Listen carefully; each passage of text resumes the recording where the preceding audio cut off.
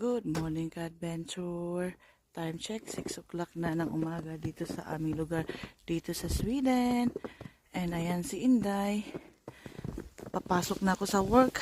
Ayan, hindi pa na bulldoze tong mga snow. So kapal na agad ng snow.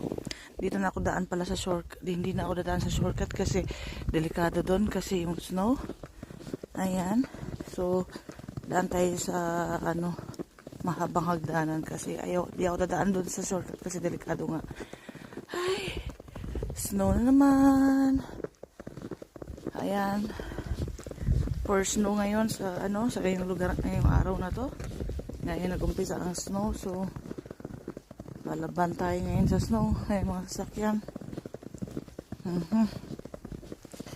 Snow is real. Lingkod, so balot-balot na tayo. WW na tayo ng